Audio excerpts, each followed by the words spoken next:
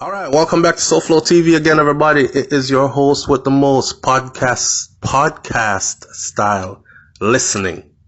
All right, so this is the reason why I love to do my platform, SouFLoTV on YouTube, because I get to talk to older people who know things that contribute to what we are seeing today and the wild stories that we have heard, and they were there. So it was a subscriber that actually said, SouFlo, you think, say, the artist Rygin King, the new artist, do you think that he just has that name for no reason?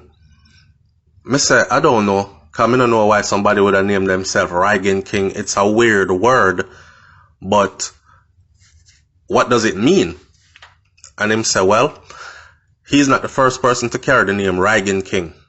A real bad man back in my time, as the man said, used to name Rygin King. So look up your story, and he sent me a couple of links, right? So Vincent Ivanhoe Martin, 1924 to 1948 was the lifespan of this man. I want you to listen and tell me if you see similarities, because this brother said, you can't just carry a name like Rygin King, my youth. You have to be connected. You know what I say? You have to be connected. And them same people there from back then, still connected like that. Now, I'm not trying to put the artist Rygin King in nothing. The man probably liked the name because Bounty Killer, listen to his name, Bounty Killer. It has killer in his name. So, and Bounty not kill nobody. Matter of fact, Bounty is for peace and love amongst his people and these kind of things. So, community upliftment on them something there. So me not say Rygin King is a bad man. I'm saying that is what this older man suggested, but it made me interested to find out who this Rygin King was, the original one. Vincent Ivanhoe Martin. He was known as Rygin or Rygin, but Mr. Rygin. He was a Jamaican criminal who became a legendary outlaw and a folk hero. Often regarded as the original rude boy, he became notorious in 1948 after escaping from prison, going on the run and committing a string of robberies, murders, and attempted murders before he was gunned down by police. Now, in subsequent decades, his life became something like mythologized in Jamaican popular culture, culminating in the 1972 cult film, The Harder They Come. That is The Harder They Come, in which he was portrayed by Jimmy Cliff. His nickname comes from the term Rygin, a variant of Rygin. In Jamaican patois, it is used to mean wild, hot-headed, or bad. He was born Vincent Martin in Linstead, St. Catherine, Jamaica, right there so. He turned to a life of violent crime in his teenage years after moving to Kingston. Short and slim with an effeminate voice, he compensated by building a reputation for extreme violence. He was first arrested at 14 for wounding, for which he was sentenced to a birching. Further arrests for wounding and larceny followed, leading to a 6-month hint in prison. After this, he became part of a criminal gang and adopted a variety of pseudonyms, names including Ivanhoe, Alan Ladd, and Captain Midnight. In 1946, he was arrested for robbery, beginning his career of self-dramatization by defending himself in court, irritating the hell out of the judge with his long-winded and grandiose speeches. After a year in prison, he was released, but he quickly committed another robbery for which he was sentenced and given 5 more years. On the 30th of April, 1948, he escaped from prison. What followed was a period of several months during which he eluded the police, ending in an intensive 6-week crime spree in West Kingston. Lurid reports about the spree appeared in the Daily Gleaner newspaper at the time, which popularized his nickname Rygin or Rygin. The crime spree began when police attempted to capture him in August. Now, after learning from an informer that he was at the Carib Hotel, several officers lay in wait for him there. Rygin was in the room with a woman, and when the police burst in, he grabbed a gun and managed to shoot his way out, leaving one officer, a Detective Lewis, dead. 2 other men were wounded, Police H.E. Earl and ex-Sergeant Gallimore, a retired officer who was assisting. The killing of Lewis led the mayor of Kingston, Alexander Bustamante, to launch a major manhunt. Bustamante was actually a pallbearer at Lewis's funeral.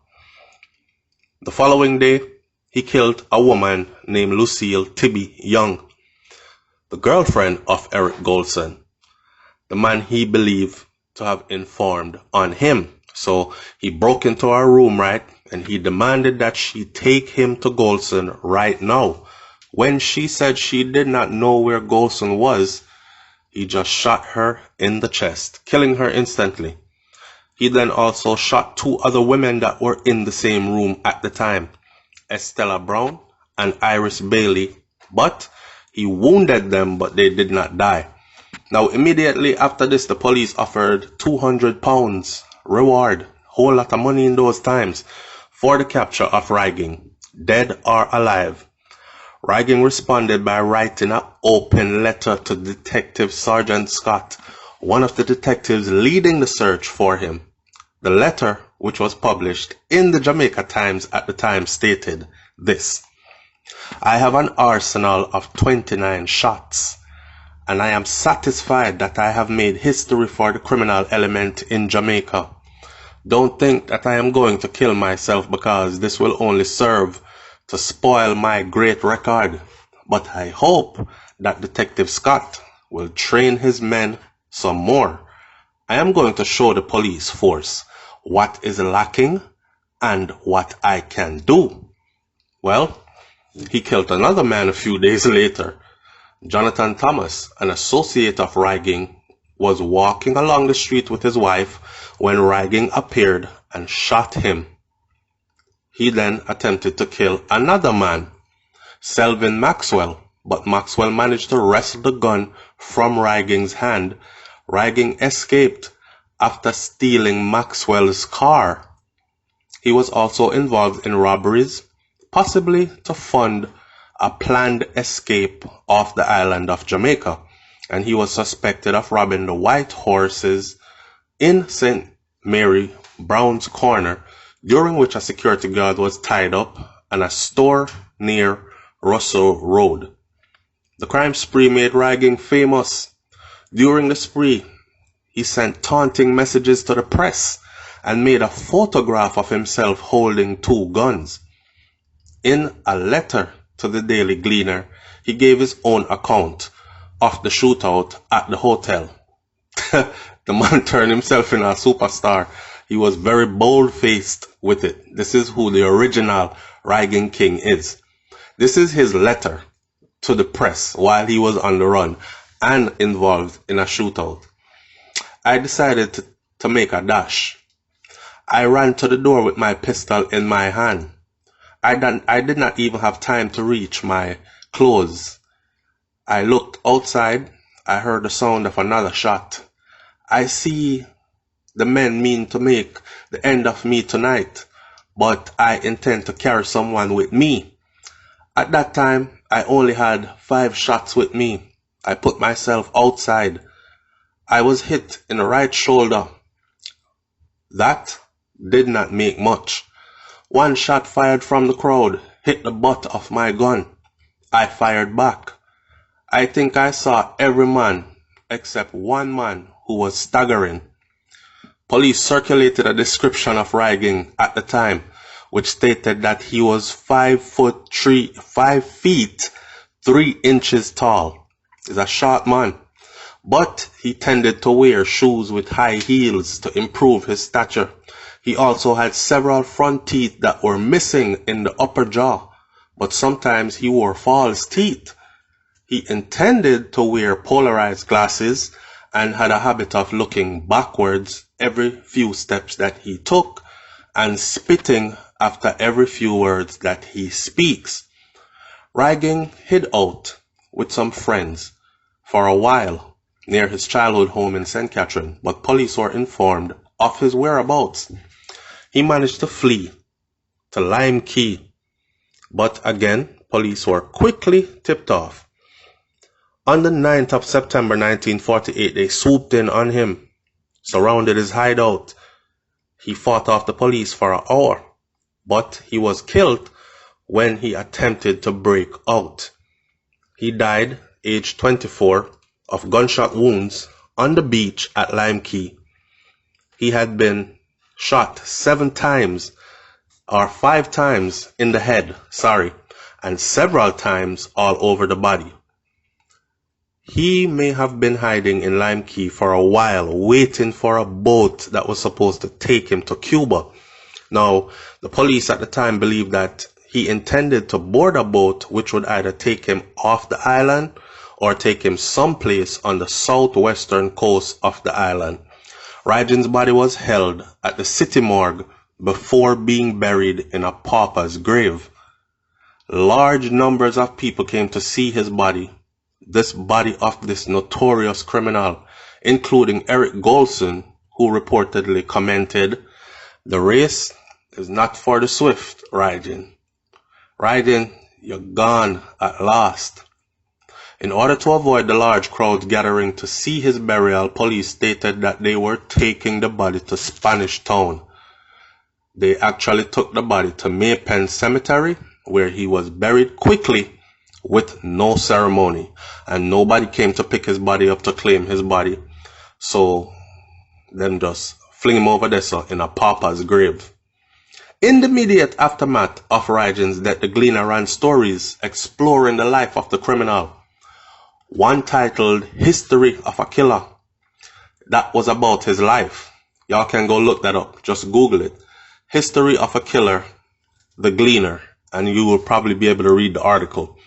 And that one was about his life. And then there was another one titled Who Was This Man with a Price on His Head? This is for all my readers. Go Google it and you can read the piece. Who was Rygin King? This man with a price on his head, whose twisted mind made him an enemy of society. Who was this 5'3" of ruthless killer, who at the turn of last September blasted a blood-splattered path to newspaper headlines, with 7 falling before his gun, and 3 of the 7 dead. Vincent Martin was his true name. In the pukish manner of his underworld comrades, they named him Rygin. Rygin, in their jargon, means a man who is always on top. Top Don. To me, this snarling, boastful little gunman was top-notcher of the crime-filled West End. So he became a folklore hero to the poverty-stricken residents of the Jamaica ghettos in the 1940s, acquiring an anti-hero persona much like John Dillinger or Bonnie and Clyde. So according to Kevin Almer, he became a cultural icon of the Jamaican working class because of his self-identification as a hero of Hollywood haute operas and his masculine swagger allied with an uncanny ability to seemingly appear and disappear at will. Shortly after his death, Jamaican comedian Bim and Bam created a drama called Rygin's Ghost. A song about him entitled Rygin is the B-side of Prince Buster's 1965 single 10 Commandments. He is also the subject of Louis Bennett Coverley's 1966 poem Dead Man. written in Jamaican patois. So you can go look up Louis Bennett's 1966 poem called Dead Man, and it is written in Jamaican patois. The poem balances acceptance of the moral propriety of his necessary demise against the vicarious thrill of identification with his apparently indomitable badness. His life inspired the 1972 film The Harder They Come, Jamaica's first feature film starring Jimmy Cliff as Ivan Martin, or Rygin, and directed by Perry Hensel. In the film, Rygin is portrayed as a reggae singer and songwriter who is tricked out of the rights of his songs and is drawn into drug dealing, but becomes famous as he achieves notoriety for his crimes. According to Cliff, Rygin was very much on the side of the people. He was a kind of a Robin Hood, I guess you would call him. Together with the movie, Ivan is also referred to in the song The Guns of Brixton by the rock band called The Clash. Michael Thelwell's 1980 novel The Harder They Come, derived from the film, is also a sympathetic account of his life and portrays him as an innocent victim of conmen when he first arrived in Kingston. The film was later adapted as a stage musical there's no ending to this man's thing, with script overseen by Hensel, and was first staged in 2006 at the Theatre Royal Stratford East, subsequently transferring to other theatres as well, with Roland Bell playing the role of Rygin. Rygin continues to play a role in Jamaican culture as a dopey or a boogeyman, used to scare children. I don't know about that part. I never know about no dopey named Rygin that was coming to scare us.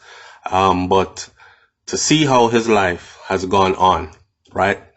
People, huge name people, writing books, and they made movie, and they did all this stage plays all about this man and his criminal life. So you can pretty much say that the criminal has been celebrated for quite some time. Or you can look at it like Jimmy Cliff said, he was really on the side of the people. You got to think of the times in which he lived, not justifying his crimes, because I wasn't there. I'm just saying 1924 to 1948, those were turbulent times for especially black people, right?